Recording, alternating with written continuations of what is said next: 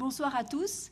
C'est un immense plaisir de voir une salle aussi remplie pour écouter une conférence qui, j'espère, va vous apprendre des choses et puis satisfaire votre curiosité. Cette conférence, elle sera donnée par deux conférenciers que j'ai le plaisir de vous présenter. En premier, Madame Opliger, qui a une formation en sciences et ingénierie de l'environnement de l'EPFL.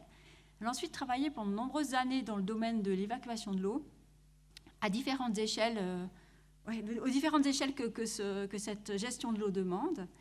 Et puis, c'est quelqu'un qui apprécie le travail interdisciplinaire. Et je pense qu'en traitant le thème des villes éponges, elle a dû satisfaire ce plaisir du travail interdisciplinaire. Elle est actuellement chef de projet de ce sujet auprès de la VSA, l'Association suisse des professionnels de l'eau. Elle sera suivie par M. Santiago, ingénieur civil, docteur en hydrologie urbaine, qui s'est spécialisé dans le domaine de la modélisation des infrastructures vertes, dont on va sûrement parler ce soir, dans les bassins versants urbains, dans la métrologie également et les calculs d'erreurs. Il est actuellement chargé de cours en génie civil à notre école et conduit des recherches dans le domaine de la gestion des eaux urbaines. Alors je leur donne la parole tout de suite, sans transition. Bonjour, oui, ça marche, c'est bon.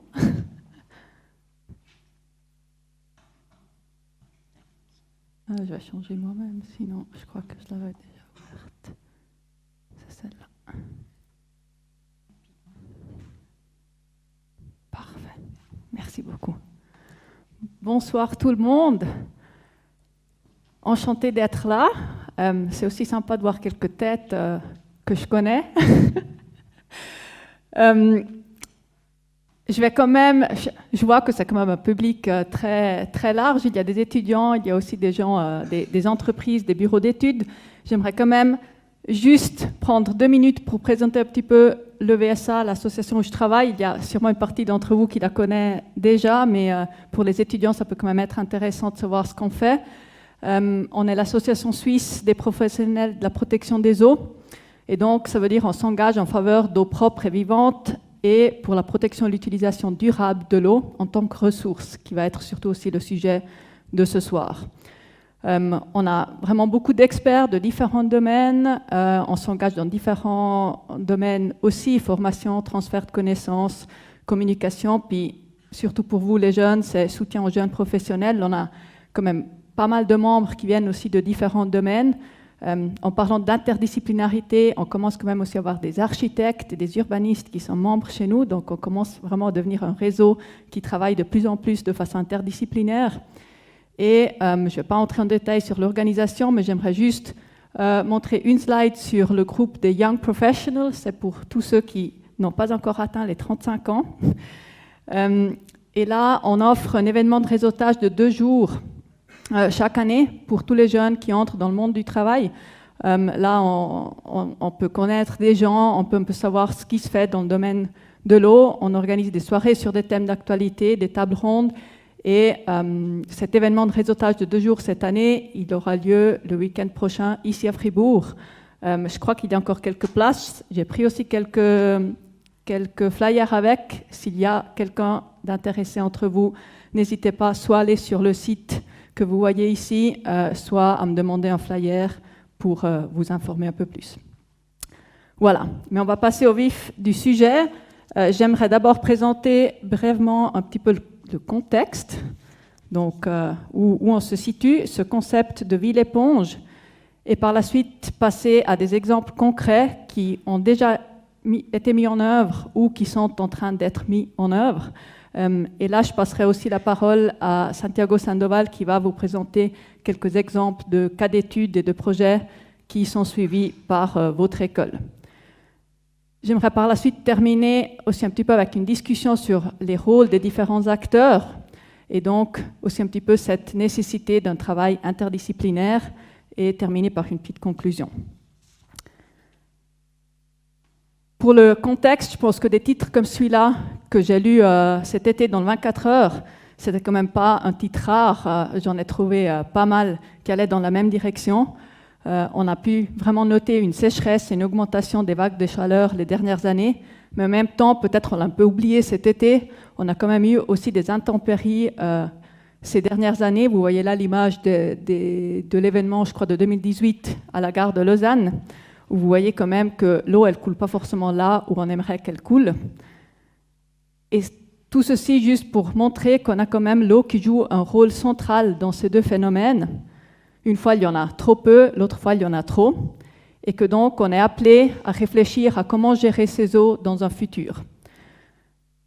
Quelques mots-clés qui vont revenir tout au long de cette soirée, c'est la gestion intégrée de ces eaux pluviales, ou de créer des voies d'écoulement superficielles où on a un écoulement contrôlé, qu'on a des surfaces multifonctionnelles, des volumes de rétention, et puis de l'autre côté, qu'on amène plus de vert et de bleu, donc d'infrastructures bleues et vertes dans nos villes, dans nos agglomérations, pour vraiment aussi garder cette eau chez nous et limiter ces périodes de sécheresse et de la chaleur.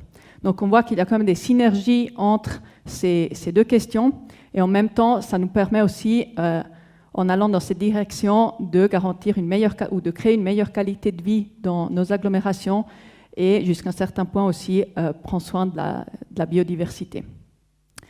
Si on parle de biodiversité, un autre titre qu'on ne voit pas si souvent ou qui est peut-être un petit peu perdu comparé à la chaleur, à la sécheresse, aux intempéries, c'est quand même aussi l'accélération de la disparition des espèces. Il y a un rapport de l'OFEV qui est sorti en 2017 où on voit très bien qu'on a environ 60% des espèces de poissons et 70% des espèces d'amphibiens qui sont sur la liste rouge, de même aussi pour les plantes aquatiques. Par contre, ce qui est très intéressant, c'est qu'on voit aussi que la biodiversité, de nos jours, elle commence à être plus importante ou plus grande dans les zones d'habitation comparée aux champs agricoles. Donc, c'est quand même un fait intéressant et ça veut dire que nos agglomérations, nos zones d'habitation jouent quand même un rôle très important aussi pour le maintien de cette biodiversité qui est importante aussi pour pouvoir survivre comme humanité. Le concept de ville-éponge même, je vais présenter que très brièvement. Il sort, vous voyez ces images-là, juste pour vous faire un petit peu de pub, elles sortent de ce document-là. C'est un document qui a été publié par l'Office fédéral de l'environnement et l'Office du développement territorial, je crois que ça s'appelle le ARE, le mois de juin de cette année. C'est la deuxième publication qui va dans tout ce qui est gestion de l'adaptation au changement climatique et qui traite vraiment tout ce sujet de la gestion des eaux. Vous le trouvez en ligne dans 3 langues. J'ai quelques exemplaires avec moi si quelqu'un en veut une, mais je ne pouvais pas en amener 130, sinon j'aurais dû prendre un camion. Voilà. Alors là-dedans, ils définissent le concept de ville-éponge comme une gestion décentralisée de l'eau pendant les faibles précipitations. Une fois qu'on a des fortes précipitations, le but, c'est de gérer ces eaux, de l'évacuer d'une façon la plus sûre possible, en créant des corridors de secours, des inondations temporaires. Et puis, une fois terminés ces événements pluvieux, de laisser évaporer l'eau, infiltrer ou même de l'utiliser, que ce soit pour l'arrosage, nettoyage des routes, etc. Donc, ce qu'on voit surtout, c'est qu'on a un changement de paradigme. L'infiltration de l'eau, c'était un peu, je dirais, la chose de base qui était déjà définie dans la loi sur les eaux dans les années 90. Donc, infiltrer les eaux, ça devrait être le standard de nos jours. Ce n'est pas du tout encore partout, mais ça devrait être le standard. Par contre, ça ne suffit pas en futur. Donc, ça reste nécessaire, mais il faudra aussi réfléchir beaucoup plus à cette thématique de rétention pour les temps de sécheresse et d'évapotranspiration pour limiter la chaleur. Donc, comme j'ai déjà dit tout à l'heure, ça veut dire qu'on va devoir réfléchir à plus d'infrastructures bleues et vertes. Et donc, dès qu'on parle de bleu et de vert, on commence à voir l'hydrologue, celui qui s'occupe du sol, des arbres, et pas seulement l'ingénieur civil. Donc, ça devient tout de suite des installations, je dirais, plus complexes du point de vue des discussions qu'il faut avoir ensemble. Et si on parle de discussion, j'aimerais pas faire juste une présentation comme ça pendant 1 heure en vous présentant quelque chose, j'aimerais quand même avoir un petit feedback de votre part. Et vu qu'on est aussi nombreux, je pense que le plus simple, c'est de le faire de façon online. Je pense que la majorité d'entre vous a un smartphone sur soi. Dans ce cas, je vous prie de sortir, d'aller sur le site que vous voyez ici, www.menti.com, et puis d'insérer le code que vous voyez marqué en jaune. Si vous êtes là-dessus, vous devrez voir une première question. Oui.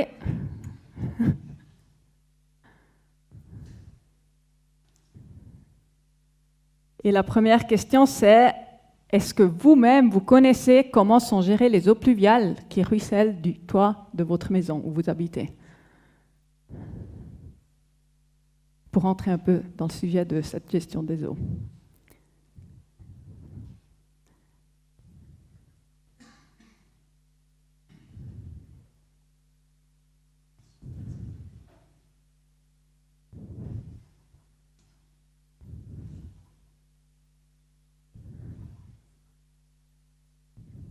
Est-ce que ça marche ou est-ce que ça ne marche pas? Juste pour être sûr.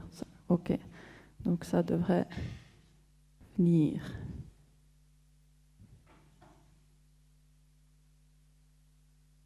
Ah, voilà, maintenant elles arrivent. Ah, bah, la majorité d'entre vous le sait, c'est bien, vous vous êtes intéressé à la gestion des eaux de votre immeuble ou de votre maison. Et je vois qu'on voit très bien un petit peu l'exemple de, on disait, l'infiltration aujourd'hui, ça devrait être le standard. Si on regarde vos réponses, on a quand même qu'une petite partie qui dit que ces eaux s'infiltrent. La majorité répond que les eaux sont raccordées au moins dans un réseau séparatif, mais ça se termine dans un ruisseau, dans un cours d'eau, dans un lac, donc ça part quand même plus rapidement. Ça n'alimente pas forcément nos nappes, ça n'a pas vraiment la possibilité d'évapotranspirer. Donc voilà, je trouve que c'est une réponse qui montre assez bien l'état actuel de l'évacuation des eaux de ruissellement en Suisse. Et puis, la deuxième question que c'est, j'ai dit tout à l'heure, on parle d'infrastructures, plus d'infrastructures bleues et vertes. J'ai juste mis une petite photo que j'ai prise cet été où on voit plus de vert, ça peut être un arbre, plus de bleu, ça peut être une fontaine. Mais quelles sont vos idées? Si quelqu'un vient vers vous et vous dit, voilà, faites-moi de la ville éponge avec plus de vert et plus de bleu, qu'est-ce que vous feriez?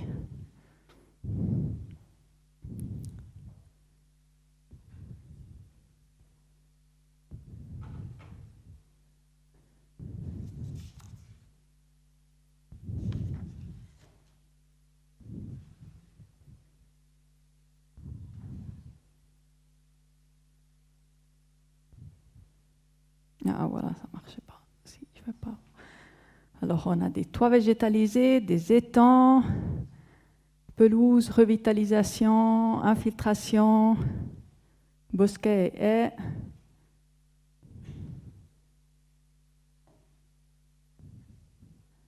Il y a déjà pas mal d'idées.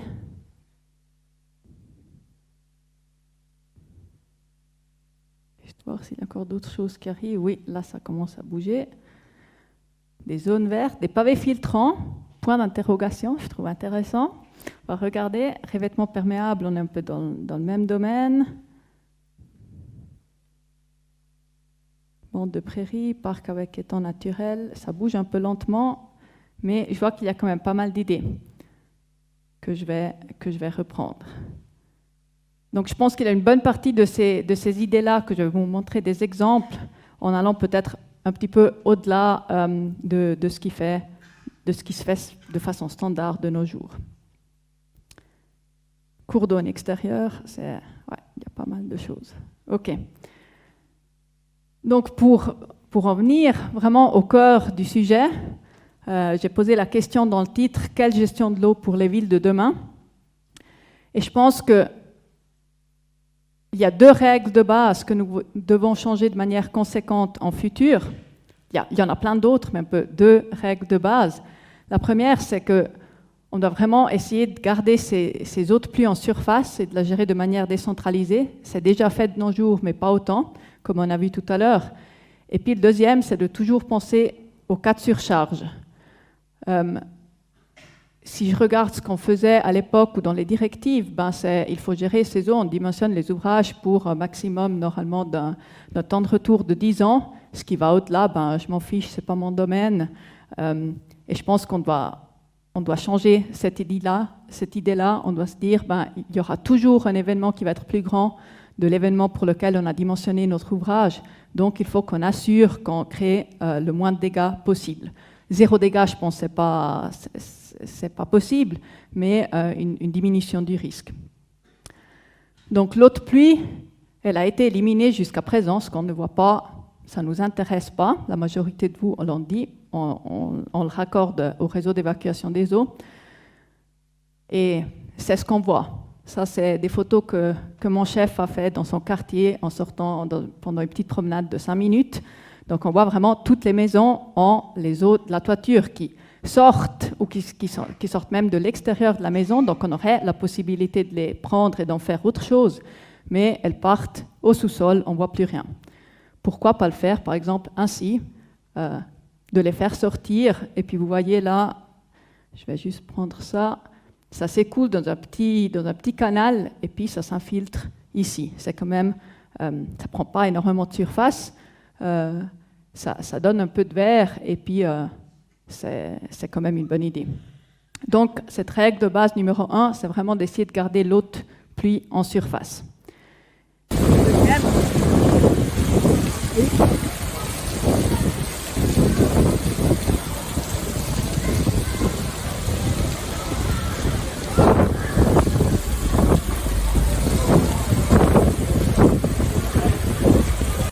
Vous le voyez bien, cet ouvrage il a été dimensionné pour un certain événement de pluie. Normalement, l'eau, elle devrait s'écouler à l'intérieur de ça et puis partir, je ne sais pas où, probablement en connaissant le centre-ville de la ville de Berne, probablement aux égouts mixtes et puis donc à la steppe.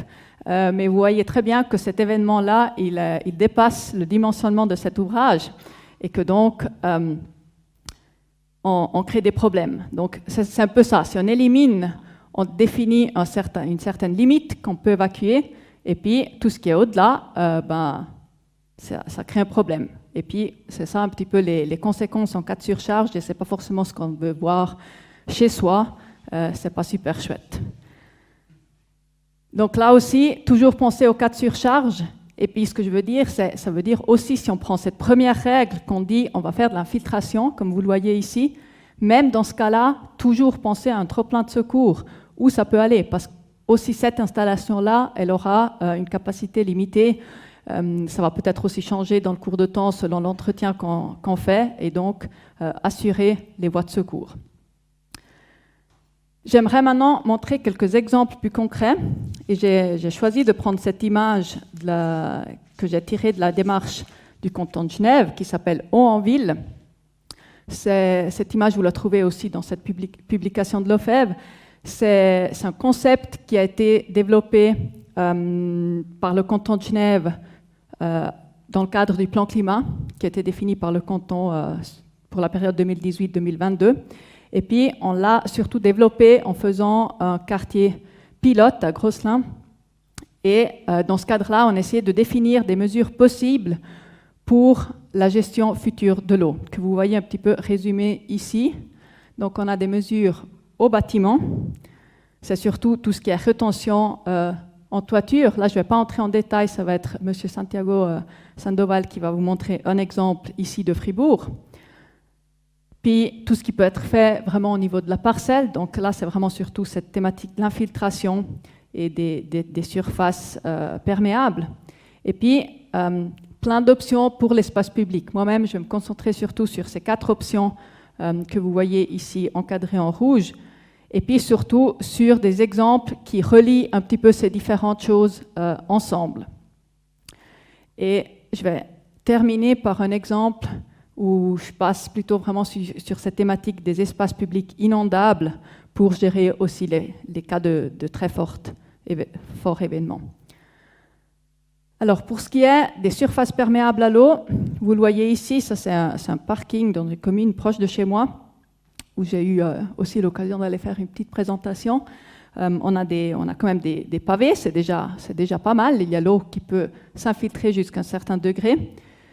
Mais si on regarde cette image-là, qui est tirée par une étude faite par le laboratoire du département d'architecture et d'ingénierie civile au Japon, on voit quand même que plus on a de verre, mieux c'est. Donc si on prend le gris, là où on a l'asphalte sur le tout, ça donne rouge dans l'image thermique, et donc on n'a pas d'évaporation, c'est vraiment très chaud. Si on prend le gazon complètement engazonné, ça va être bleu, donc on aura une évaporation élevée, ça va être frais. Et puis, il y a toutes les variantes entre deux.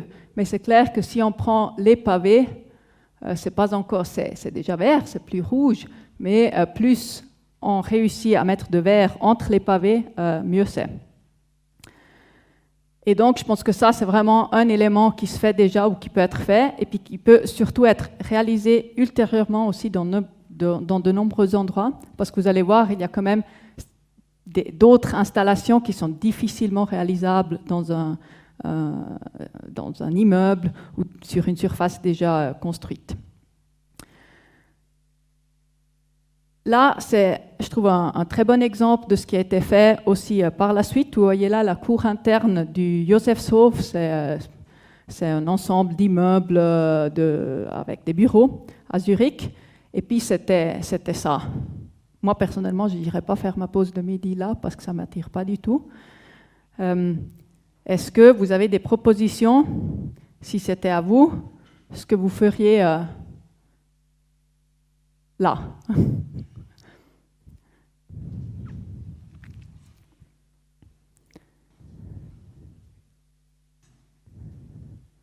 Des zones vertes, pelouses, arbustes, oui.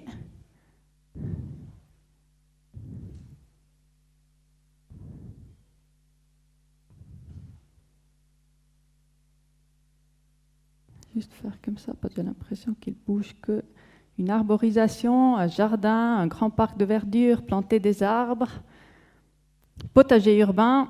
Je vois que les idées sont là. Maintenant, il y en a beaucoup qui disent planter des arbres.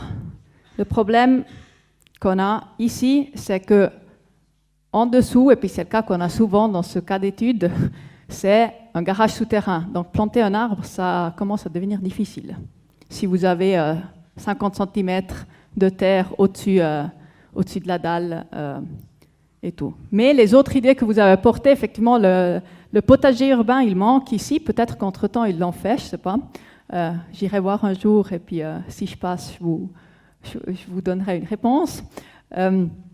Par contre, effectivement, on a essayé d'enlever une partie de ce qu'il y avait avant, de planter quand même du verre. Et puis, j'espère que maintenant, ça c'était une photo assez au début, mais j'espère que maintenant, cette pergola-là, elle soit quand même devenue beaucoup plus verte. Ça prend quand même aussi quelques années pour ces plantes-là à pousser. Donc, comme je disais, il y a quand même des défis et des conflits d'objectifs dans ce domaine-là. Donc, on a le problème, par exemple, qu'on peut avoir, comme je disais tout à l'heure, des éléments en dessous du sol qui ne permettent pas de tout faire. Et puis, un point qui est souvent discuté, c'est le risque de contamination des eaux souterraines. Selon le type d'utilisation que vous avez au-dessus de ces surfaces, on va dire une autoroute, par exemple, vous n'allez sûrement pas la faire premièrement pour pouvoir rouler, vous ne voulez pas la faire forcément avec des dalles, des pavés filtrants ou comme ça, mais c'est aussi pour toute une question de risque de contamination des eaux souterraines. Puis comme je disais, la présence de constructions souterraines, garages souterrains, et puis un point qui peut être souvent une thématique, c'est tout ce qui est entretien, service hivernal, qui peut être plus coûteux parce qu'on peut pas tout faire. Par exemple, si on a de l'herbe, on ne va pas forcément aller saler. Donc, c'est tous des réflexions qu'il y a à faire, c'est tous des défis, des conflits d'objectifs qu'il faut discuter. Mais ça ne veut pas dire qu'on ne peut pas le faire. C'est vraiment une évaluation au cas par cas. Un autre exemple que j'aimerais montrer, je reste encore un petit peu en Suisse alémanique. N'ayez pas peur, je vais montrer aussi des exemples romans et français.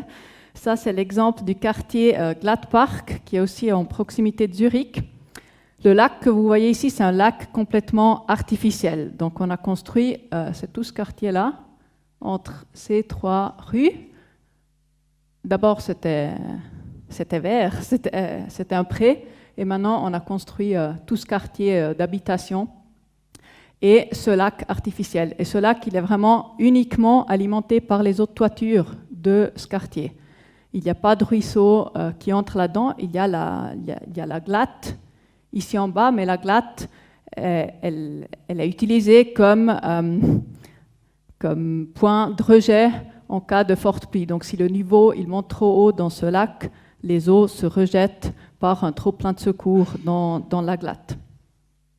Et puis on peut faire de la baignade dans ce lac, donc c'est chouette. J'ai passé une fois un soir là-bas, et puis en été, il y a vraiment pas mal de monde qui se promène au bord du lac. Donc le quartier en même se montre comme ça. Vous avez ces nœuds et ces couloirs d'écoulement qui sont vraiment verts, où cette eau passe après les événements de pluie.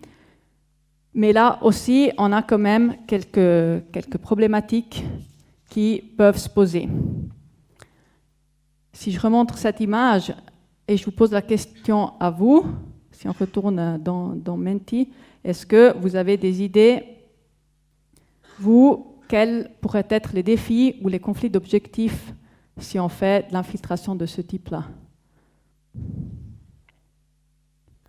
Ou quelle peur auriez-vous d'habiter, si vous habitiez dans un quartier comme ça? Est-ce qu'il y a des peurs qui vous rendraient ou des réflexions avant d'acheter l'appart? Vous vous dites, est-ce que c'est sympa de vivre là ou pas?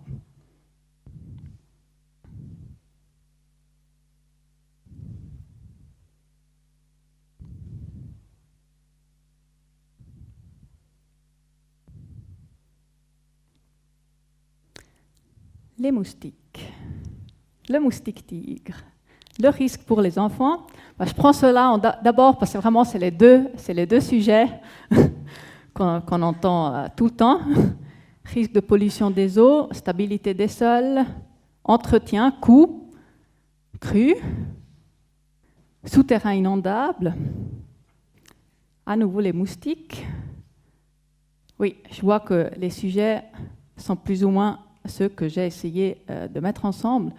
Donc, un sujet que vous n'avez pas forcément nommé, c'est que, peut-être aussi parce que j'ai posé la question un peu pas dans la bonne manière, c'est un petit peu le défi, donc c'est qu'il faut avoir de la place pour pouvoir faire une chose pareille. Là, c'était un quartier complètement nouveau, donc c'est clair qu'on pouvait définir la place. Après, c'est aussi un petit peu un choix, parce que si la commune ne met pas des limites, probablement l'investisseur il va essayer plutôt de maximiser ses surfaces à louer ou à vendre et donc laisser le moins de place possible pour la gestion des eaux. Un autre sujet que personne n'a nommé, c'est le défi de la capacité d'infiltration. Je vais entrer un petit peu dans ce sujet plus en détail par la suite. L'entretien, vous l'avez dit, il est quand même un petit peu plus complexe que celui d'un simple espace vert parce qu'on a des abaissements, on a plus de verre peut-être que dans d'autres endroits. Et puis, juste une petite anecdote, je suis allée visiter un quartier similaire cet été au lac de Constance. Et puis, l'architecte m'a expliqué qu'il y avait eu un changement de propriétaire dans un des immeubles. Et puis que celui qui habitait au rez-de-chaussée, il a tout simplement posé une conduite dans sa petite noue d'infiltration qui amenait les eaux aussi vers un ruisseau, et puis il l'a recouvert parce qu'il disait sinon ça marche pas avec ce machin truc là, donc la tondeuse à gazon robot, ça marche pas, elle tombe toujours dedans, et puis c'était pas profond, hein, c'était comme ça, mais voilà, vu que ça passait pas assez au bord, mais plutôt au milieu de son jardin, c'était un problème. Puisque vous avez cité, donc toutes les problématiques en matière de sécurité et de santé, noyades, moustiques tigres, je vais entrer un petit peu plus en détail là-dessus aussi par la suite.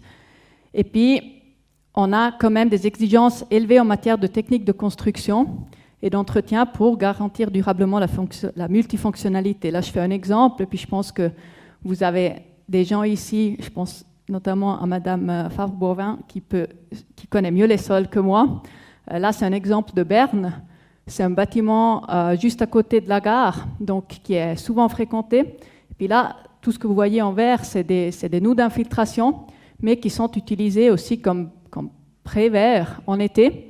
Et donc là, on a effectivement eu le problème qu'après quelques années, ça compacte, et donc pas toutes, mais une de ces noues d'infiltration, elle marchait vraiment plus, et donc on n'avait pas d'infiltration des eaux. Et donc là, c'est clair qu'on a moins de capacité, on commence à avoir des problèmes parce que peut-être on ne pourra pas infiltrer toute l'eau, donc il faut vraiment réfléchir à ça. Et en même temps, aussi la restriction d'utilisation en cas de pluie. Si on n'explique pas aux gens, les gens vont, très probablement, il y aura quelqu'un, quand il pleut, qui va appeler à la commune, dire, mais écoutez, là, il y a de l'eau, Non, mais l'eau, elle coule pas, elle est là, c'est un problème, ça joue pas, il y a un truc qui coince. Et puis, il faut quand même sensibiliser, expliquer ça aux gens. Si j'entre un petit peu en détail sur les deux sujets que j'ai marqués, un, c'est l'interprétation de la carte d'infiltration. Je montre là aussi un exemple de cette commune que je suis allée visiter. Là aussi, ils ont construit un nouveau quartier sur un prévert. Donc, c'était un prévert. Et l'eau, elle ne coulait pas tout le temps sur cette route que vous voyez là, parce que c'est en pente. Personne n'avait constaté un problème. Donc, à l'état naturel, il y avait quand même une partie de l'eau qui s'infiltrait. Si on prend la carte d'infiltration qui a été faite dans le cadre du plan général d'évacuation des eaux, ça vient du géoportail du canton de Berne, on voit que c'est une zone jaune, donc peu perméable. La majorité, je ne dis pas tous, mais la majorité de ceux qui planifient un immeuble et qui voient ça, ils disent c'est peu perméable, je ne peux pas infiltrer, ils ne traitent même pas le sujet. La commune ici, elle est quand même assez intéressée à ce sujet, donc ils ont mis l'obligation de vérifier la capacité d'infiltration pour toute nouvelle construction, indépendamment d'où on est. Et ils ont réussi à intégrer dans le paysage, il y en a d'autres qui sont un peu plus profondes, comme celle-là, qui est vraiment à côté du bâtiment, mais là aussi, si on parle après de l'autre point, sécurité, ici c'est profond, mais là il n'y a aucune possibilité de marcher le long du bâtiment. Et puis par contre, la pente vers la route, donc là où les gamins peuvent passer à vélo, même les adultes, si on roule à vélo avec la nuit ou comme ça, peut-être qu'on tombe dedans, mais là il y a vraiment une pente très faible, donc c'est une bonne intégration et ça augmente aussi la sécurité. Pas comme cet exemple-là qui est du quartier où j'habite moi, et c'est un peu l'exemple standard. Je me suis dit, là, probablement, la ville leur a dit au dernier moment qu'il fallait infiltrer les eaux, et puis ils n'ont pas vraiment eu le choix, donc ils ont dû faire un trou de 3 mètres de profondeur. Et les gens qui ont acheté l'appart derrière, ils ont un jardin. Ceux qui ont acheté l'appart ici, ils n'ont plus de jardin. Ils ont un fossé devant la maison. C'est pas super chouette. Même exemple, c'est à nouveau ce quartier Gladpark avec le lac artificiel que je vous ai montré tout à l'heure. Vous voyez là aussi, l'eau de pluie, elle sort assez bas dans ces noues d'infiltration ou dans ces chenaux, je dirais, verts. Et ça, à nouveau, c'est parce que là, ils n'ont pas réfléchi, ils ont eu un manque de coordination dans la planification. Et donc, les conduites d'évacuation des eaux pluviales, elles débouchaient sous la dalle de l'immeuble et pas au niveau du rez-de-chaussée. Donc on aurait pu les faire passer au plafond du sous-sol et donc les faire sortir beaucoup plus hautes et donc devoir moins approfondir ces chenaux verts qui passent. Le deuxième sujet, c'est les moustiques tigres. Les moustiques en général, mais surtout les moustiques tigres, c'est quelque chose qui quand même inquiète les gens en ce moment. Et vous voyez là, c'est en italien, mais c'est surtout l'image qui est importante du canton du Tessin. Les moustiques tigres, ils n'aiment pas tout ce qui est milieu naturel pour proliférer ou pour pondre leurs œufs. Donc ça veut dire que les moustiques tigres, ils préfèrent vraiment tout ce que vous voyez marqué en rouge. Donc, c'est l'eau stagnante. Par exemple, si vous avez ici de quelque chose qui bouche la sortie de l'eau, ou si vous avez par exemple des arrosoirs qui restent remplis d'eau dans le jardin tout le temps, ou si vous avez aussi par exemple des sous-pots de fleurs. Donc c'est important, si on a des pots comme ça, de ne pas mettre de pots en dessous où il y a l'eau qui peut stagner, parce que c'est ça surtout le problème. Donc je pense que là, c'est vraiment une question de réflexion, de sensibilisation à ce sujet. Pour ceux qui sont plutôt déjà dans le monde professionnel, on est en train d'élaborer 2 fiches de recommandations sur les moustiques en général, pas seulement les moustiques tigres, et sur la sécurité pour tout ce qui est ouvrages verts et ruisseaux dans les milieux d'habitation.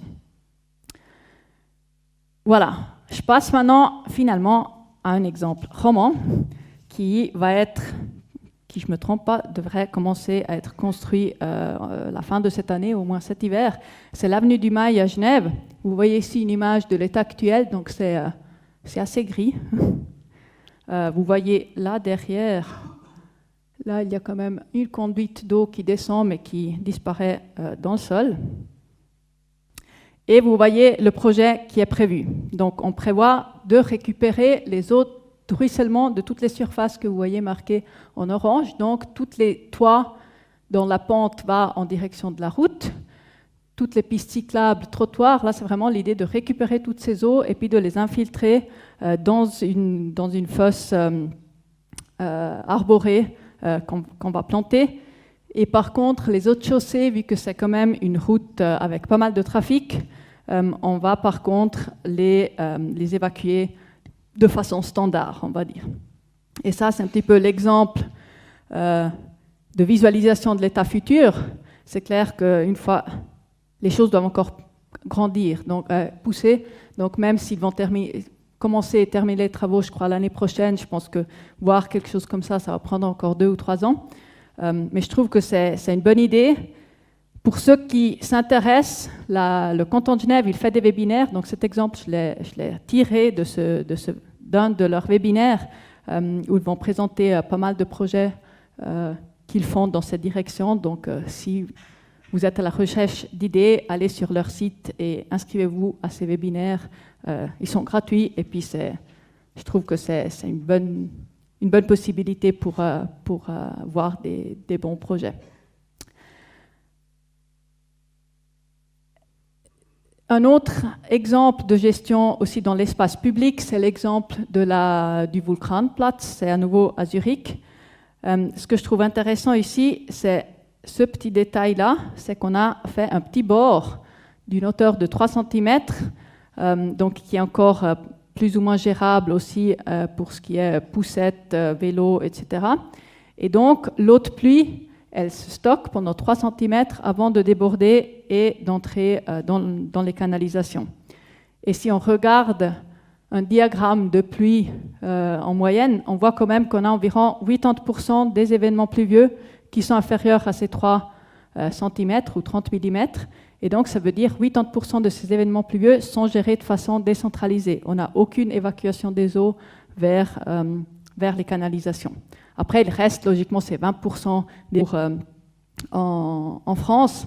C'était anciennement une autoroute urbaine qui était transformée en route urbaine normale.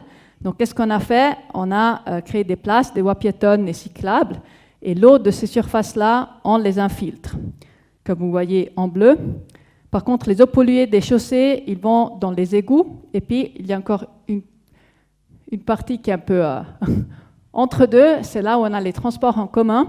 Il y a moins de trafic, donc la pollution de ces eaux-là, elle est limitée. Par contre, on a du service hivernal. On va saler ces routes pour que les bus puissent passer.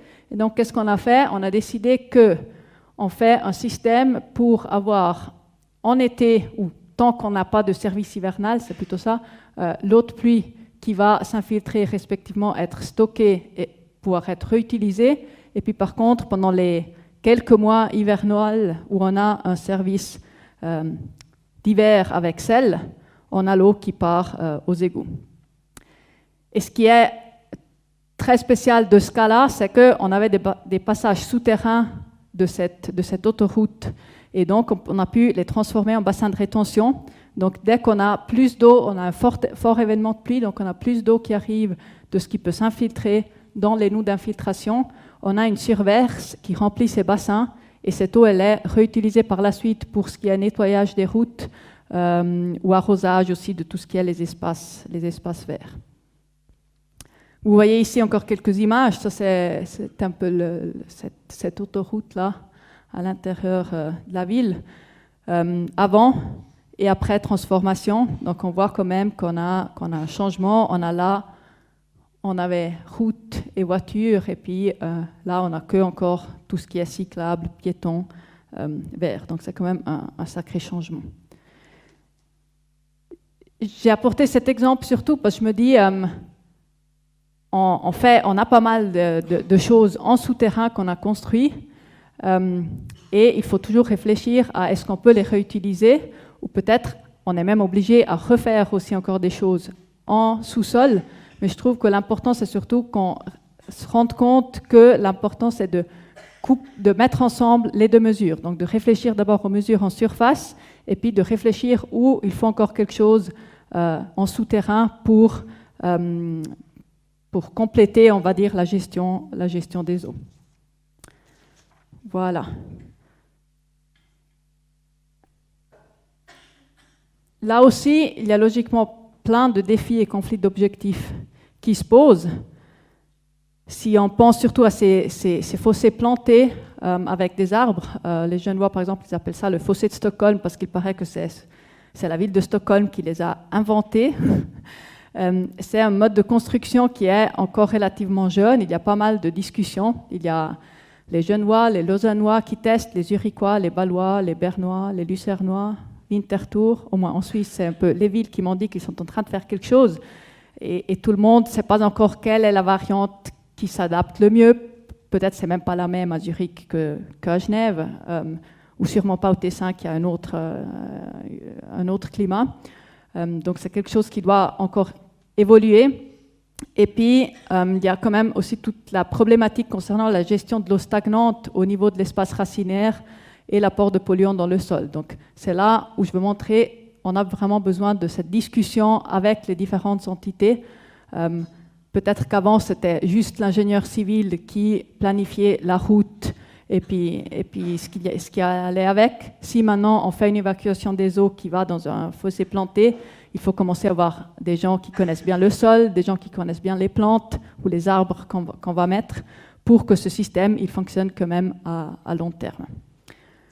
On a là aussi, logiquement, comme pour toutes les autres installations, une concurrence pour les surfaces souterraines, un besoin d'infrastructure, donc il faut toujours trouver un petit peu un compromis.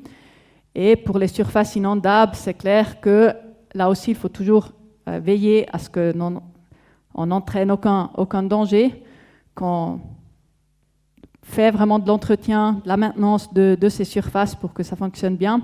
Et puis qu'on informe l'utilisateur, comme je disais déjà tout à l'heure, que ce n'est pas un problème, mais que c'est vraiment prévu à cet effet. Voilà, c'est un peu un petit résumé de ces images ou de ces exemples. Et puis, ce que je trouve quand même important pour refermer le boucle, c'est qu'on a toujours un événement qui va dépasser notre système que nous, on a dimensionné, et donc ça vaut la peine d'y réfléchir. Donc là, j'ai vu aussi dernièrement cet exemple-là, ils ont tout bien fait, mais le puits de lumière, il est exactement posé de façon que tous les autres ruissellements, ils coulent là-dedans, et c'est un collègue à moi qui habite dans ce quartier, et puis il m'a dit que ça fait la 4e fois maintenant qu'ils ont eu de l'eau là-dedans. J'ai posé la question pourquoi vous n'avez pas encore construit quelque chose autour, parce qu'après 4 fois que vous avez dû pomper l'eau de la cave, c'est quand même pas chouette. Donc là, c'est vraiment des réflexions assez simples qu'on peut faire, mais il faut quand même en tenir compte. Donc on peut mettre des puits de lumière pas au ras du sol, on peut protéger les entrées, ou on peut carrément surélever le rez-de-chaussée. Ça, c'est un exemple du quartier des Vergers à Genève, où on a cette noue d'infiltration que vous voyez ici, et puis il y a un trop-plein de secours ici qui déverse.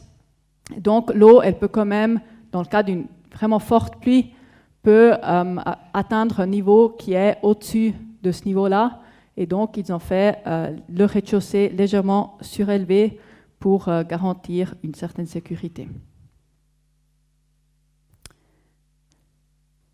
Un autre exemple qui va au-delà de la protection, je dirais, limitée à l'objet même, comme sur la slide avant, c'est l'exemple de Copenhague. Eux, ils ont eu un événement important en 2011 qui a engendré vraiment des dégâts énormes.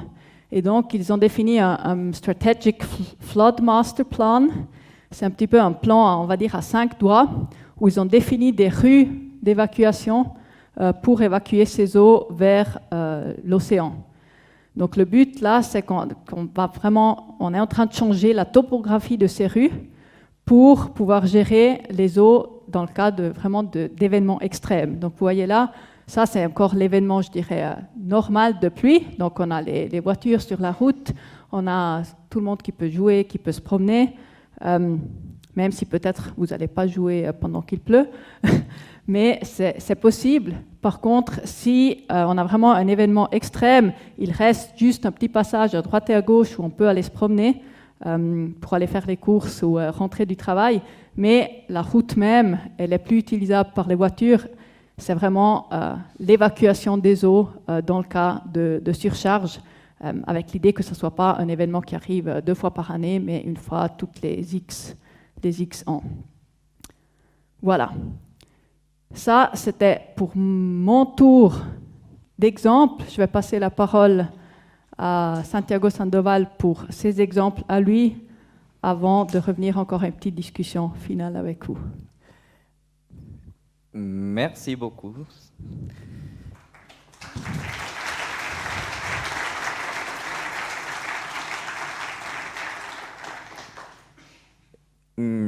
Donc, effectivement, l'intention de cette présentation, c'est de vous montrer quelques exemples des études et des initiatives de recherche que nous menons actuellement ici à l'HIA, ou que nous avons menées dans le passé, dans le cadre de différents projets de recherche. Cette première étude, je la trouve pertinente justement par rapport à la problématique des infiltrations en profondeur, en fait. Et donc, l'étude est intitulée « Sources de pilettes, prévision de l'infiltration en profondeur à long terme ». Et effectivement, comme nous l'avons vu lors de cette présentation, les processus d'urbanisation nous amènent à une perte des zones vertes en ville. En fait, on imperméabilise plus, donc du coup, on aura de moins en moins de zones où nous pouvons infiltrer les eaux pluviales. Cela implique que nous allons avoir effectivement une décroissance des eaux d'infiltration en profondeur au cours des années. Comme vous pouvez l'imaginer, en fait, cela constitue un enjeu environnemental très très important. Nous allons avoir plusieurs problématiques à cause de ces problèmes. Donc, dans le cadre de cette étude, nous avons utilisé différents modèles mathématiques. Nous sommes rentrés un peu dans le domaine de la modélisation, afin de comparer différents outils qui existent pour pouvoir prédire cette infiltration profonde. Et avec cette étude, nous avons poursuivi 2 objectifs principalement. Le premier, c'est déjà de voir comment les choses se vont présenter dans l'avenir. Est-ce que ça va continuer à décroître? Et deuxièmement, aussi de mieux comprendre les processus qui s'impliquent en fait dans cette décroissance, afin de proposer des solutions et voir si effectivement nous pouvons faire mieux. Donc nous avons mené cette étude ici à Fribourg, dans un bassin d'alimentation, c'est-à-dire une zone urbaine qui collecte les eaux pluviales, qui les infiltre en profondeur et qui arrive dans un point convergent. Ce point convergent, pour ce cas, c'est la source de pilettes, où effectivement il y a plusieurs chambres qui collectent les eaux pluviales d'infiltration profonde. Et puis, de façon, si vous voulez, un peu anecdotique, c'est ici que l'ancien brasserie Cardinal collectait les eaux, en fait collectait ces eaux d'infiltration en profondeur pour brasser la bière. Donc voilà, ça avait une utilité, et puis l'opération a arrêté il y a déjà quelques années. Mais l'avantage donc de cette étude, c'est que nous avions à disposition des données d'infiltration profonde. Nous avions en fait toute une chronique à peu près qui datait depuis les années 40 et sur ce volume d'infiltration qui venait à la source de Pilette. Je vous montre avec une petite vidéo en fait à quoi ressemble la source de Pilette. C'est effectivement une série de chambres interconnectées qui accueillent les eaux d'infiltration profonde. Nous pouvons effectivement voir que ça fait beaucoup d'eau, que malheureusement au cours du temps se perd de plus en plus. Donc dans ce projet, nous avons les données, imaginez-vous comme ça, puis les données mesurées par la brasserie Cardinal, et nous avons comparé en fait les résultats des différents modèles mathématiques afin de reproduire cette décroissance, de reproduire ces comportements, cette infiltration profonde à l'aide d'un premier modèle par exemple, et puis à l'aide d'un deuxième modèle. Et cela nous a permis de constater effectivement que dans l'avenir, la situation ne sera pas mieux. Enfin, l'infiltration profonde continuerait à décroître. Mais plus que ça, nous avons compris en fait que les processus d'infiltration superficielle vont jouer un rôle essentiel sur cette infiltration profonde. Dit d'une autre façon, si nous faisons quelque chose maintenant par rapport à l'infiltration superficielle, nous pourrions éventuellement agir sur cette décroissance. Donc, effectivement, cela vient du fait que l'imperméabilisation ou les processus d'urbanisation ressemblent tout simplement à mettre une passoire en fait par-dessous de la ville. Il y aura quand même quelques gouttes qui passent, mais pas beaucoup. Donc, la question que nous nous posons aujourd'hui, c'est comment nous pouvons passer de ces modèles de gestion d'eau pluviale, où tout simplement il n'y a presque plus d'eau qui s'infiltre, et puis tout le reste va dans les réseaux d'assainissement, à un modèle qui va encourager plus les processus naturels hydrologiques que nous avions en fait avant l'urbanisation de cette zone. C'est notamment les processus d'infiltration et d'évapotranspiration. Donc, pour construire la ville éponge, effectivement, cette construction repose sur des solutions locales. Comme Mme Oplinger l'a montré tout au long de sa présentation, effectivement, il y a beaucoup de possibilités, notamment les toitures végétalisées, et puis nous pouvons infiltrer les eaux à l'aide des surfaces perméables, mais également nous pouvons installer aussi des solutions stockantes afin de faciliter encore plus ces processus d'infiltration. Mais effectivement, pour mener cette construction de la ville éponge à la grande échelle, nous avons besoin des outils. Nous avons besoin des outils techniques et puissants qui répondent à cette question, afin de dimensionner et planifier cette construction de la ville éponge. Donc ici, je vous montre une toiture végétalisée afin de vous donner une idée à quoi ça peut ressembler, une toiture végétalisée qui encourage notamment le stockage d'eau pluviale ainsi que les processus d'évapotranspiration. Donc, dans cette construction de la ville éponge, il y a un petit logiciel que nous développons depuis quelques années avec des différents collègues et des différentes institutions qui s'appelle Urbis. C'est un logiciel destiné à la simulation hydrologique d'infrastructures vertes à l'échelle de la parcelle. Donc, dans ce logiciel, nous pouvons simuler effectivement des toitures végétalisées, des unités de rétention et de stockage d'eau pluviale, ainsi que des surfaces perméables, qui peuvent opérer de façon autonome, c'est-à-dire j'ai ma toiture végétalisée, j'ai ma surface perméable, mais aussi de façon interconnectée, c'est-à-dire envoyer par exemple les trop-pleins ou les débits de régulation de la toiture sur une unité stockante ou sur une noue et puis directement sur une surface perméable. Le logiciel ressemble à quelque chose comme ça, je vais le montrer très rapidement, où la première chose qu'il faut faire, c'est avoir des données météorologiques. Pour faire de la simulation hydrologique, nous avons besoin de ces données-là. C'est des données que nous pouvons très facilement retrouver sur Météo Suisse, où il y a dans les logiciels quelques chroniques par défaut. Ces données se présentent sous la forme de chroniques, où nous avons principalement la précipitation et l'évapotranspiration. Donc ça, c'est l'input pour la modélisation. Et puis, nous pouvons commencer à insérer des techniques alternatives, des solutions vertes. Par exemple, ici, j'insère une toiture végétalisée. Donc, je peux déclarer les propriétés de cette toiture végétalisée, l'épaisseur du substrat et d'autres. Et dans ma parcelle, je peux également prévoir une surface d'infiltration, comme celle-là. je mets ainsi les propriétés de cette surface d'infiltration. Et puis, je peux tout simplement, disons, connecter les deux solutions, c'est-à-dire renvoyer les eaux pluviales de la toiture vers la surface d'infiltration. Je peux renvoyer les débits des trop-pleins ainsi que les débits de régulation. Puis, je fais tourner mon modèle et cela, c'est le résultat que j'obtiens. D'abord, j'aurai un bilan global de ma parcelle. Je peux consulter par rapport à la quantité d'eau pluviale qui est tombée, combien est parti en infiltration et combien est parti en évapotranspiration. Dans cet exemple, nous avons 100% de rétention, c'est-à-dire qu'il n'y aura rien d'eau qui ira dans les réseaux d'assainissement, ce qui est très bien. Et puis, je peux consulter aussi des résultats un peu plus locaux. Par exemple, je peux consulter l'évolution de l'humidité du substrat et de la toiture végétalisée au cours du temps. Donc cela pourrait éventuellement me permettre d'identifier les zones où j'aurais une situation peut-être de stress hydrique. Ça voudrait dire qu'à ce moment-là, il faudrait que j'arrose ma végétation. Puis le logiciel inclut notamment aussi cette possibilité de simuler des schémas d'irrigation pour l'infrastructure verte. Donc, à l'aide de ce logiciel, nous avons proposé un dimensionnement préliminaire pour les nouveaux quartiers de Blue Factory ici à Fribourg. Blue Factory, c'est une zone industrielle qui couvre à peu près 6 hectares. Et puis, il y a un projet en fait, d'aménagement pour construire un nouveau quartier Blue Factory.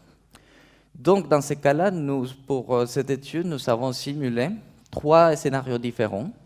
La situation de Blue Factory actuelle, un deuxième scénario avec les nouveaux aménagements prévus, et puis un troisième scénario où c'est le nouvel aménagement prévu, mais avec une gestion d'eau pluviale un peu plus performante, un peu plus élaborée. Ça, c'est la carte du Blue Factory actuel. Par rapport à la carte qui nous montre la proposition d'aménagement, les Blue Factory prévus. Donc nous pouvons constater en fait que la quantité, le pourcentage de surface verte reste à peu près la même, mais par contre il aura un peu plus de toiture, c'est-à-dire que j'aurai plus de surface liée à la construction des bâtiments. Donc, pour cette étude, nous avons utilisé l'input classique des données météorologiques de pluie notamment et d'évapotranspiration au cours de 10 années afin de faire une simulation hydrologique et comparer les 3 scénarios. Pour le premier cas, donc, aucune stratégie de gestion d'eau pluviale est prévue, c'est la situation du Blue Factory actuel. Donc, dans mon logiciel, c'est tout simplement une surface verte, une surface imperméable et les toitures, qui n'ont pas une possibilité de rétention.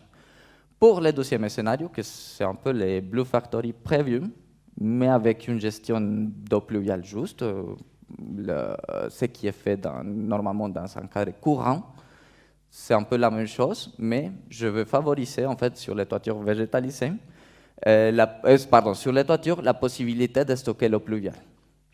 Et puis, je renverrai les eaux qui viennent de la toiture stockante et de la surface imperméable vers la surface verte pour être infiltrée.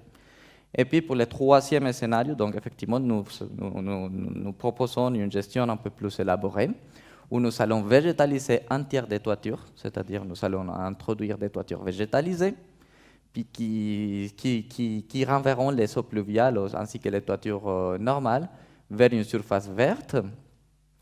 Et puis nous avons également la surface imperméable et nous allons introduire de plus une dépression qui finalement collectera, cette petite noue collectera les eaux de ruissellement qui viennent de la surface verte ainsi que de la surface imperméable.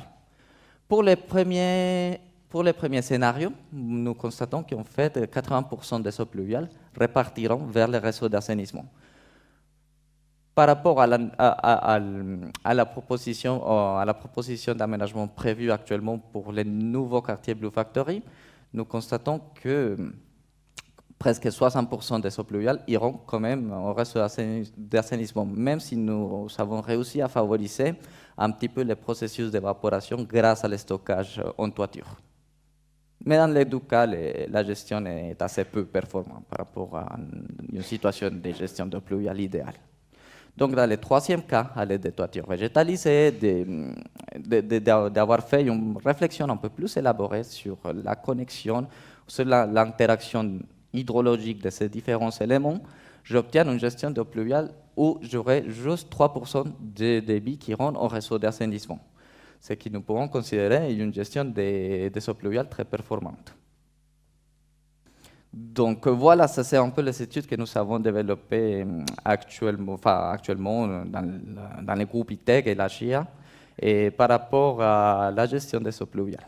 Merci beaucoup. Je redonne la parole à Madame Opliger. Merci.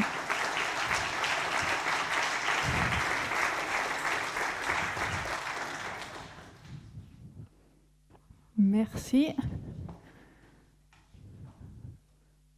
Voilà, donc là vous avez eu tout un tas d'exemples de ma part et puis de la part de M. Sandoval. J'aimerais juste prendre encore une fois quelques minutes, maintenant que vous avez eu tous ces exemples, pour discuter un petit peu avec vous. Et là, je pense que je vous laisse aussi prendre la parole directement, si vous voulez. Est-ce qu'on a des micros à dispo pour distribuer ? Sur comment ou quel est notre rôle ou votre rôle pour promouvoir cette gestion de l'eau adaptée au changement climatique.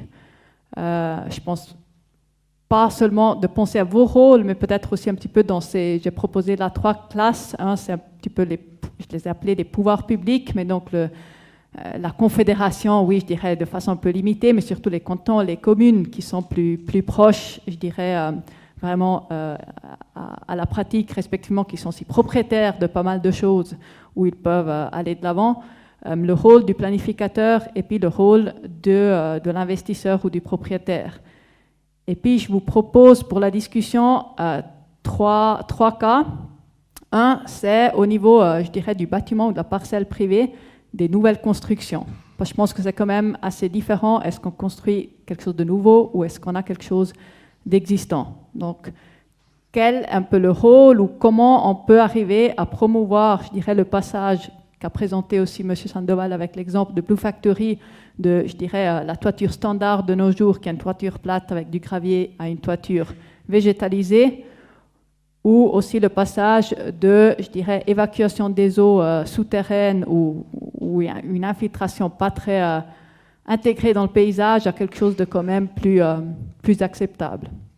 Est-ce qu'il y a des inputs de votre part? Ça peut aussi être en forme de questions ou de défis que vous posez à ce sujet.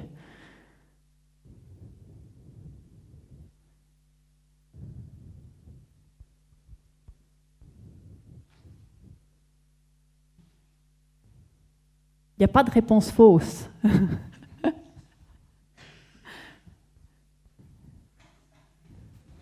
je suis prenante de toutes les idées. J'ai quelques idées, mais je suis sûre qu'il y en a plein d'autres qui sont intéressantes. Allô ? Merci Oui. pour la présentation, pour les présentations. Ma question est la suivante. Pourquoi est-ce qu'il n'y a pas autant d'efforts pour la gestion de l'eau décentralisée que ce que l'on fait aujourd'hui avec les énergies, par exemple avec les panneaux solaires, avec des stockages qui sont beaucoup plus décentralisés au niveau de l'unité, donc du logement, voire de l'immeuble, etc. Pourquoi est-ce qu'on ne ferait pas la même chose avec du stockage d'eau, qui finalement est aussi un des moyens de stockage d'énergie, mais aussi de la potabiliser? Et finalement, on en vient aussi à une question de devrait-on légiférer sur ces aspects-là? Parce que pour l'instant, je crois qu'il y a 7 ans, je m'étais renseigné, la potabilisation de l'eau de pluie sur son propre bien... fond, oui. Ouais, immeuble, exactement, merci.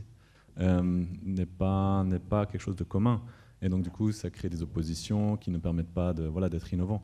Qu'en pensez-vous? Merci. Alors, je n'ai pas la réponse à tout. Je pense qu'il y a différents facteurs. Un, c'est, je dirais, peut-être un petit peu le facteur du lobbying. Je pense que ceux de l'énergie, ils font un très bon lobbying. Par contre, nous, des eaux, on a un peu peur de faire du lobbying pour nos intérêts. Et je pense que c'est quelque chose qu'il faudra qu'on apprenne à faire aussi en futur pour bouger. L'autre, c'est effectivement ce que vous avez dit, un petit peu de la législation, le cadre réglementaire. Et là, je pense qu'il y a des choses, il y a quand même des exemples de ce qu'on peut faire. Il y a toute une partie qui est, je dirais, la question du financement ou des propositions de type de financement qui promouvoient une certaine gestion de l'eau. Là, il y a quand même déjà des exemples, mais ça va très lentement parce que l'adaptation d'une réglementation ou d'un règlement de financement dans l'assainissement ou comme ça dans une commune, ça se fait je sais pas, probablement toutes les 20 ans ou peut-être même moins. Dernièrement, quelqu'un m'a contacté, il m'a dit « Ouais, on a un règlement de 1980, on devrait le mettre à jour. » Donc je me suis dit « Zut, si ça prend chaque fois 40 ans, ça va être difficile. » Donc je pense que ça, c'est un aspect. Et puis, pour ce qui est la réutilisation de l'eau, il y a aussi un petit peu tout l'aspect de santé, de vraiment traitement de ces eaux. Donc je pense que ce qui est les eaux de ruissellement, c'est assez connu maintenant, mais effectivement, c'est quelque chose qui se fait pour l'instant très rarement dans les nouvelles constructions. Mais je pense que c'est à nous comme planificateurs de prendre l'initiative et puis de le porter de l'avant, parce que si on attend que ce soit les règlements qui changent, on doit renforcer le lobbying, parce que les réglementations au niveau de l'énergie, ils paraissent changer quand même plus rapidement. Si je vois maintenant ce qu'on fait en vue de la crise qu'il y a actuellement, on peut aller mettre des panneaux partout sans grande réflexion derrière. Tout à fait. Mais donc, j'ai pas la solution. Je me dis que peut-être il faut qu'on devienne aussi un peu plus actif au niveau politique comme ingénieur pour promouvoir nos sujets et nos intérêts.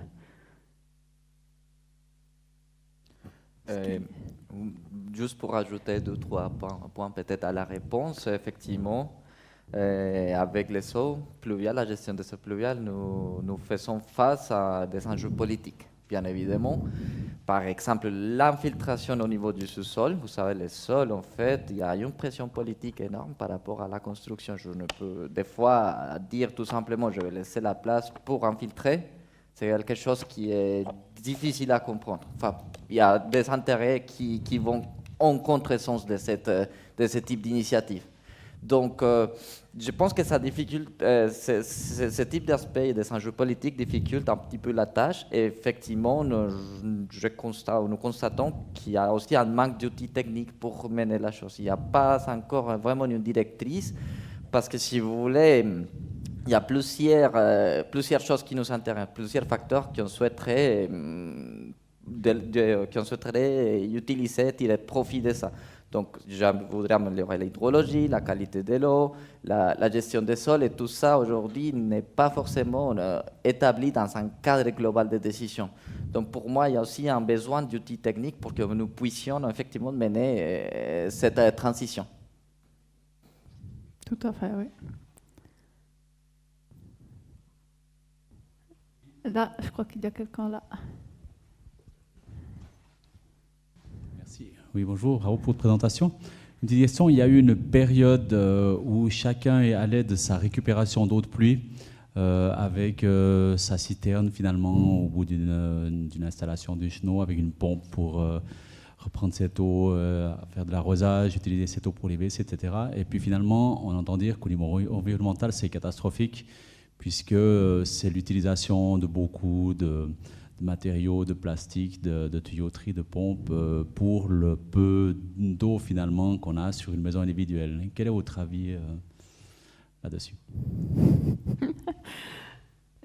C'est pas complètement faux. C'est vrai que c'est pas mal d'infrastructures qu'on construit ou qu'on met dans le sous-sol pour faire ce type de récupération des eaux. Je pense que ça dépend effectivement du cas par cas. Et puis, je pense que c'est plus simple si on construit quelque chose de nouveau et qu'on le considère dès le début.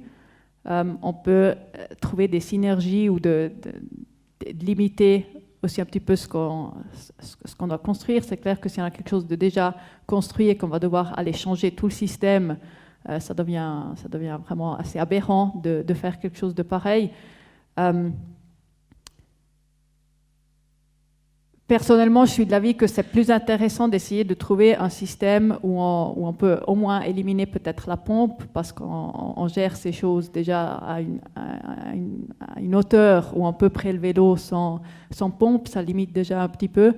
Et puis de le gérer, voilà, je dirais plutôt d'une façon comme on le voit sur cette image à droite, où on essaye de stocker l'eau directement dans une surface verte et pas forcément dans un tank souterrain, où après il faudra aussi gérer toute la problématique des algues, etc.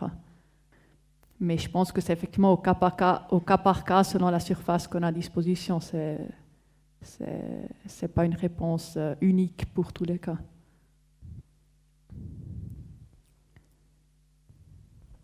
Bonjour. Bonjour. Merci pour la présentation. Est-ce qu'il y a des incitations financières pour ces mesures? Parce que ça a un certain coût pour le maître d'ouvrage. Pour un maître d'ouvrage qui est public, je peux entendre qu'il est prêt peut-être à mettre 5% de plus pour ce genre d'éléments, mais dans le cadre d'un privé, le retour sur investissement, il faut lui montrer, il faut lui prouver. Donc si on parle du rôle du planificateur... Alors, je vais vous montrer un exemple pour ce qui est incitation financière de ce qui est déjà dans le milieu construit, puis après je peux dire encore quelques mots sur ce qui est nouveau. Alors, on est en Suisse, donc comme vous savez, la réponse elle va être différente pour chaque commune que vous avez en Suisse, parce que tout ce qui est financement, c'est géré au niveau communal. Là, c'est un exemple de la commune d'Ostermundigen. Eux, ils ont commencé déjà il y a pas mal d'années. Ils ont vu au début des années 2000 qu'ils avaient un problème au niveau de l'infiltration. Donc là, ce n'est pas encore financièrement, mais c'était une obligation dans leur règlement. Puis, ils font vraiment un gros travail de sensibilisation. Donc, chaque fois qu'ils font un lot de contrôle des conduites publiques, ils contrôlent en même temps tous les raccordements privés et ils entrent en contact avec les propriétaires pour les sensibiliser et discuter avec eux, est-ce qu'ils pourraient enlever une partie.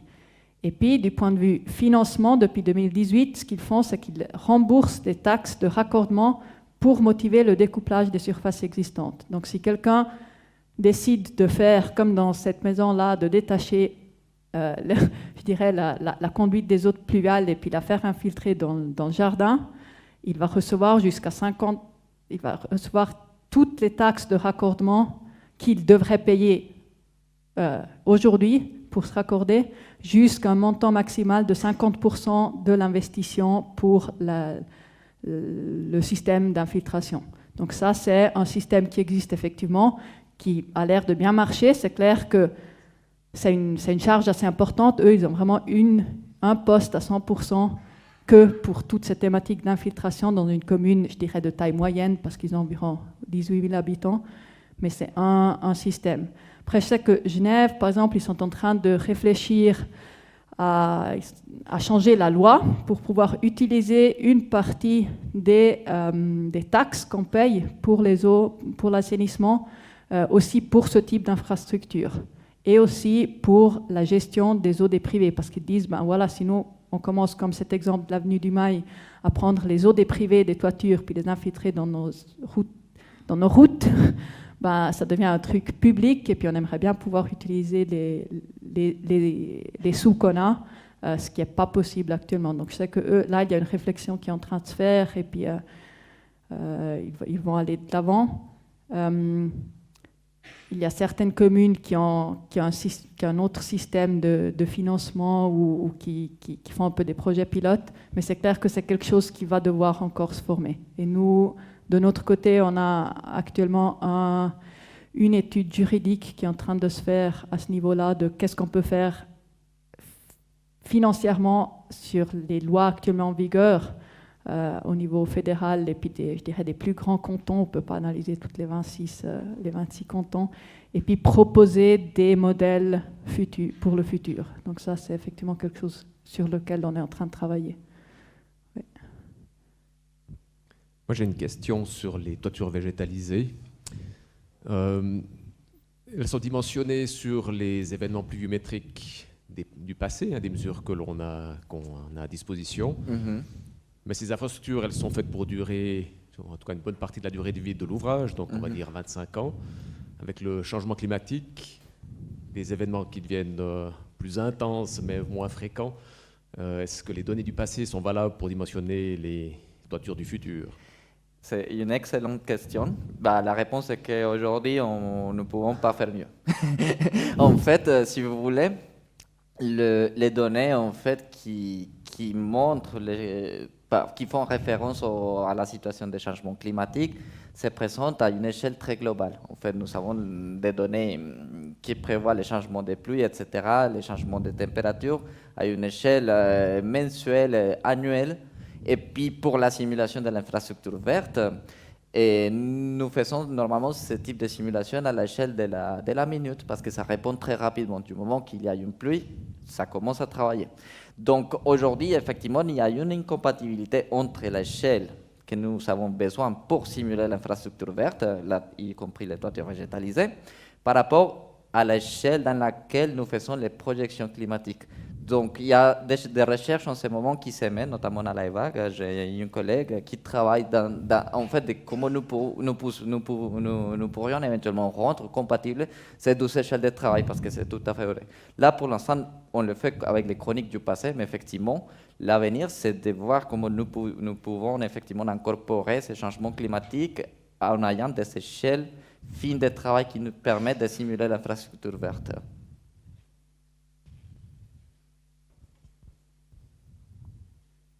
Est-ce qu'il y a d'autres? Oui. Ici. Merci.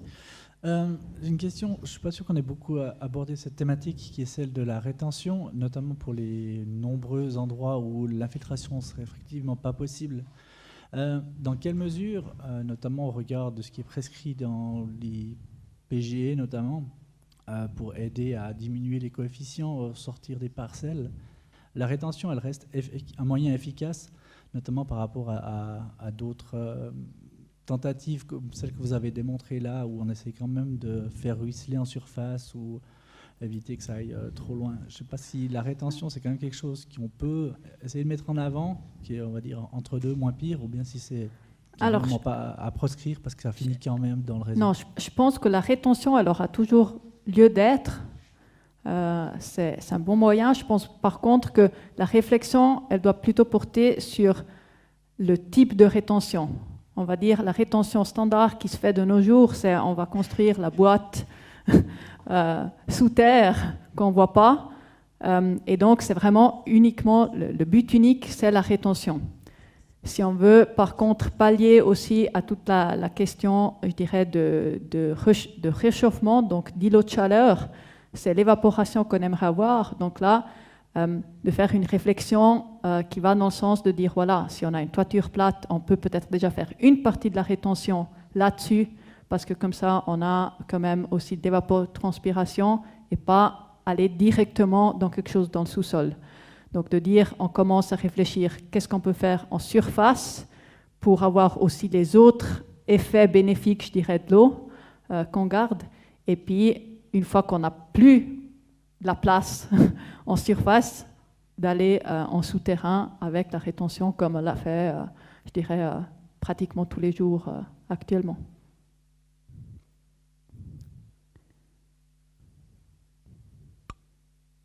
Est-ce qu'il y a encore d'autres inputs, questions?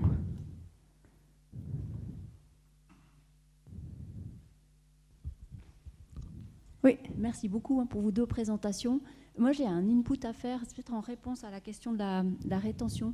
La Confédération a fixé un objectif pour la protection des sols de zéro consommation nette de sol à l'horizon, je ne sais plus le dire exactement si c'est 2040-2050.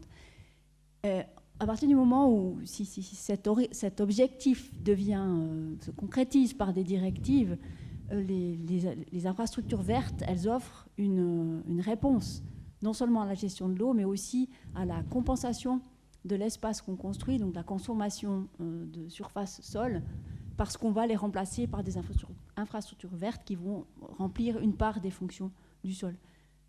Donc,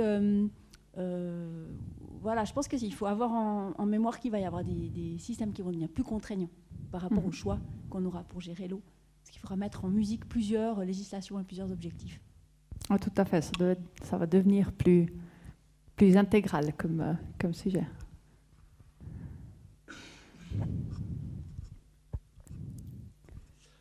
Merci Sylvia pour tous ces exemples. Moi j'ai une question pour toi. Est-ce que tu penses que tous les exemples, les concepts qui existent dans les villes-éponges ont du sens dans les villages? Est-ce que ça applique la même chose? Est-ce que ça a moins de sens? Ou est-ce qu'on peut utiliser tel quel Alors, les exemples? je pense que les ouvrages qui ont sûrement un sens aussi dans les villages, c'est tout ce qui est une gestion sûre du cas de surcharge. Parce que le ruissellement superficiel, c'est quand même un problème qu'on a aussi dans les villages, qu'on a, je pense, aussi plus avec l'agriculture qui a changé, les surfaces qui ont quand même aussi changé, c'est un risque qu'on a.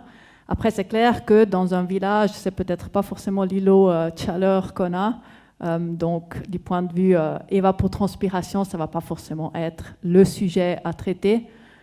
Par contre, la problématique de la sécheresse, donc que vous n'avez pas assez d'eau pour pouvoir arroser le jardin, je pense que ça va être quelque chose qui est aussi là-dedans.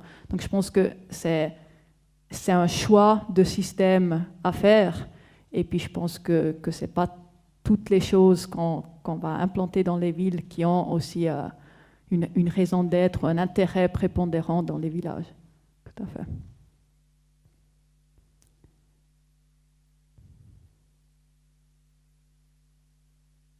Je pense que gentiment, les gens aimeraient passer à l'apéro. Je vais juste, s'il n'y a plus de questions, je vais juste terminer encore avec quelques petites slides pour donner aussi quelques informations sur ce qu'on est en train de faire. Donc, vu qu'on a débuté avec cette thématique de l'interdisciplinarité, je pense que c'est vraiment un aspect qu'il faudra changer. Si je réfléchis maintenant comment on planifie de nos jours la gestion des eaux dans un immeuble, on a celui qui planifie l'évacuation des eaux à l'intérieur du bâtiment, puis on a celui qui dimensionne tout ce qui est canalisation, etc. On a l'architecte, lui, il ne s'intéresse pas forcément à l'eau, il planifie le bâtiment, c'est un peu le généraliste. Puis on a le paysagiste ou l'urbaniste qui va faire les aménagements de l'environ, sans souvent inclure l'évacuation des eaux. Et puis, on a le propriétaire, là c'est peut-être un peu extrême, mais je dis qu'il ne s'intéresse guère à tout ce qui est évacuation des eaux, drainage. Et la commune, elle se limite à dire où il faut se raccorder. C'est un petit peu comment ça se passe, je dirais, dans la majorité des cas de nos jours. Et donc, on a beaucoup de personnes impliquées qui ne parlent pas forcément ensemble. On a quelque chose de similaire qui se retrouve au niveau de la commune. Zut, je viens de voir que j'ai oublié de traduire un truc. Aux communes aussi, on a la commune qui s'occupe des routes, la commune qui s'occupe des espaces verts, le département qui s'occupe de tout ce qui est canalisation. Donc chacun pense un petit peu dans son truc. Surtout dans les grandes villes, on a les grandes administrations communales. Et donc je pense que là, il faut quand même aller de l'avant pour travailler ensemble. Et puis un autre truc que je trouve, ou un autre aspect que je trouve qu'il faut faire, c'est de développer une langue commune et trouver des compromis. Parce que j'ai quand même l'impression que des fois, on se parle, mais on ne se parle pas vraiment. On ne s'entend pas forcément. Comme petit exemple, on a celui qui veut faire de l'infiltration, qui dit qu'il faut absolument infiltrer toutes les eaux de pluie. Puis il y a celui qui veut protéger les eaux souterraines, mais il dit « Mais non, mais t'es fou, je t'interdis de polluer nos eaux souterraines. » Et puis, si on pense au changement climatique, il y a peut-être la troisième personne qui va venir et qui va dire « Mais attendez, est-ce qu'on parle d'infiltration? Est-ce qu'on parle de protection des eaux souterraines? Ou est-ce qu'on ne devrait pas plutôt dire « On utilise ces eaux pour nos plantes, pour la gestion. » Donc à la fin, on les infiltre, mais elles ne vont même pas aller jusqu'aux eaux souterraines. Donc vraiment sortir un petit peu de cette discussion, trouver un langage commun et puis se dire « Ah ben attends, tu as raison, si c'est encore une troisième utilité qu'on a, peut-être qu'on peut discuter ensemble et puis trouver une solution qui satisfait tout le monde. » C'est pas toujours simple, je le sais, mais ça vaut la peine de le faire. Et donc, pour terminer, on a lancé ce projet au niveau du VSA au début de cette année. Et je dirais, on a vraiment essayé d'être interdisciplinaire.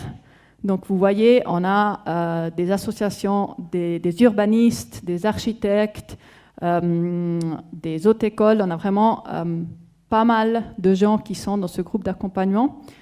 Et donc on va vraiment essayer de faire quelque chose d'interdisciplinaire et qui couvre aussi toute la Suisse. Alors, il n'y avait pas encore beaucoup de romans dans ce groupe-là. J'ai essayé de contacter pas mal de romans et de Tessinois pour avoir un peu plus de poids aussi de ce côté, parce que je trouve qu'il y a quand même pas mal de projets qui se font en Romandie qui sont très intéressants et qui valent la peine d'être partagés au niveau de toute la Suisse. Juste en 3 mots, les objectifs que nous on a, c'est vraiment essayer dans un premier temps de mettre à disposition de tout le monde les bonnes pratiques, donc les bons exemples, à moyen terme aussi des paragraphes types qu'on pourrait insérer dans des règlements, des modèles de financement, etc. Le but, ce serait qu'on soit aussi une plateforme ou un point de contact pour les questions. Je ne pars pas de l'idée que moi je puisse répondre à toutes les questions, mais que je suis en train de créer quand même un réseau assez large pour pouvoir souvent indiquer des personnes qui traitent certaines questions et puis qui peuvent aider. Et puis, ce qu'on va surtout faire, c'est qu'on va créer des échanges d'expériences. Donc, que ce soit sous forme de webinaire, on aura un premier webinaire la semaine prochaine sur tout ce qui est rétention dans les toitures vertes. C'est des webinaires gratuits où on peut participer. C'est souvent de la durée d'1 heure, 1 heure et demie le soir, en fin de journée à 5 heures. On va faire des échanges physiques, donc là, vraiment différentes choses pour diffuser un petit peu ces mesures. Et à moyen terme, je pense qu'on va aussi partir plutôt dans tout ce qui est dimensionnement. Peut-être à moyen terme, il y aura aussi une adaptation des normes et des exemples de dimensionnement. Pour qu'on ait vraiment toutes ces...